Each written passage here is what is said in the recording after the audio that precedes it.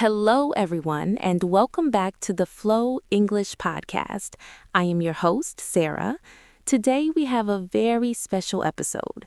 We are going to talk about a man who is often called the toughest man alive. His name is David Goggins. To help us discuss this interesting topic, I have my friend and book lover, Mark, with me. Hi, Mark. Hi, Sarah. Hi, everyone. I am really excited to be here. You know I am a huge fan of David Goggins. Yes, I know. You talk about him all the time.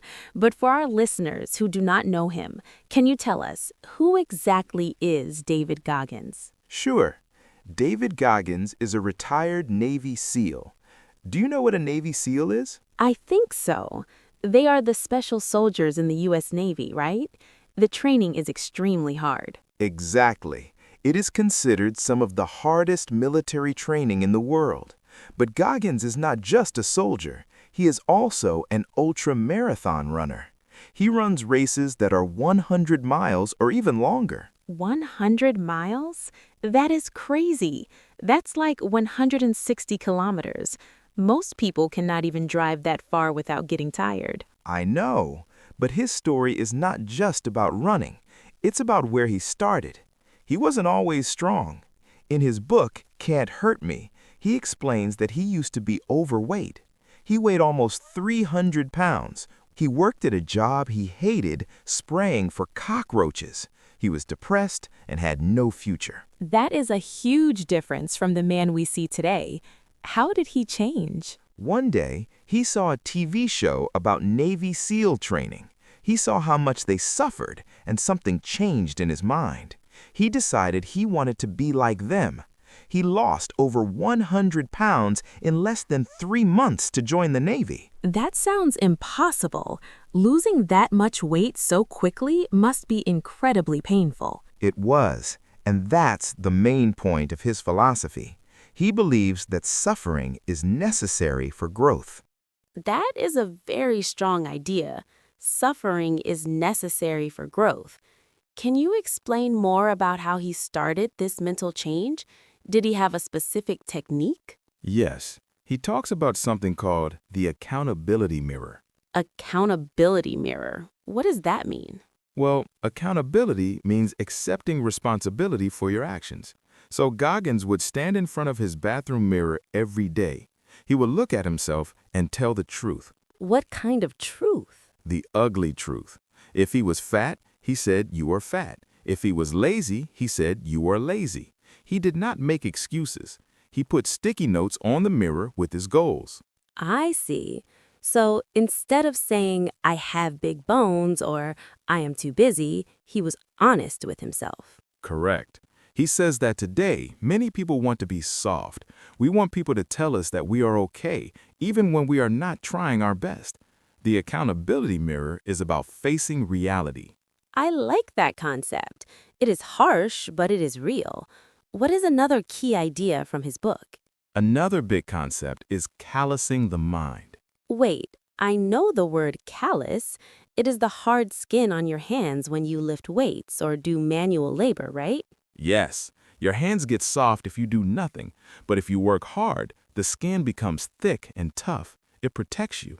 Goggins says our brain works the same way. So if we do difficult things, our mind becomes tougher? Exactly. If you wake up early when it is cold, if you study when you are tired, or if you run in the rain, you are callousing your mind. You are training your brain to handle stress. That makes sense. So when a real tragedy happens in life, you are ready for it because you have practiced suffering. Precisely. He calls this building an armor for your mind. Okay, Mark, I have a question. Sometimes I go to the gym and after 20 minutes, I feel completely exhausted. I feel like I cannot lift one more weight.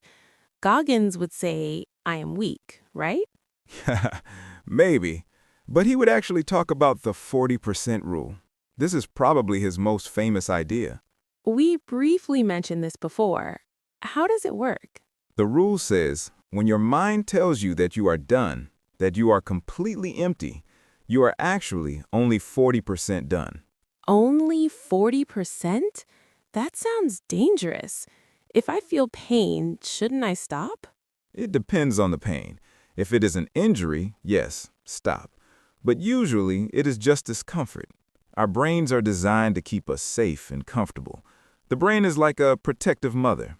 It says, "Oh, this is hard. Let's stop and eat some cake." My brain definitely says that. Mine too. But Goggins says we have a governor in our brain, like a speed limiter on a car. The car can go 200 kilometers an hour, but the computer limits it to 100 for safety. We need to remove that governor. So, when I want to quit running, I actually have 60% more energy left in the tank? Yes, it is a scientific fact that we have reserve energy, but accessing it is hard. You have to fight with your own mind. Goggins argues that most people live their whole lives only using 40% of their potential. That is actually quite sad. To live a whole life and never know what you are truly capable of? It is sad. That is why he pushes himself so hard. He wants to see what is possible. He wants to find his true limit. We have time for one last concept. I heard about something called the cookie jar. Is he talking about eating cookies? Because I can do that. Unfortunately, no. It is a mental tool. Imagine a jar in your kitchen. Inside the jar, instead of cookies, you put your memories of success. Memories of success? Can you give me an example? Sure. Remember the time you passed that difficult exam? Or the time you helped your grandmother when she was sick? Or when you finished a 5-kilometer run? Yes, I remember those moments. I felt very proud. Exactly. Those are your cookies. When you are in a very hard situation, maybe you're running a marathon and your legs are burning and you want to quit, you reach into your mental cookie jar. And I take out a memory? Yes, you remind yourself, wait, I'm not weak. I passed that exam. I survived that bad week last year. I am strong. These memories give you fuel to keep going. I love that. It is like using your past victories to help you in the present battle. Yes, it reminds you of who you are. Goggins uses this all the time during his ultra races. When he's broken and bleeding, he remembers all the obstacles he has overcome in his life. Mark, this has been a fascinating conversation. David Goggins sounds like a very intense person, but his lessons are valuable for everyone, not just athletes. I agree. You don't have to be a Navy SEAL. You just have to try to be a little bit better than yesterday. To summarize, we talked about the accountability mirror, callousing the mind, the 40% rule, and the cookie jar. Which one will you try this week, Mark? I think I will use the accountability mirror. I need to be more honest about my study habits. What about you, Sarah? I think I will try the 40% rule. Next time I want to stop working, I will push a little bit longer. That sounds like a plan. As Goggins says, stay hard. Stay hard.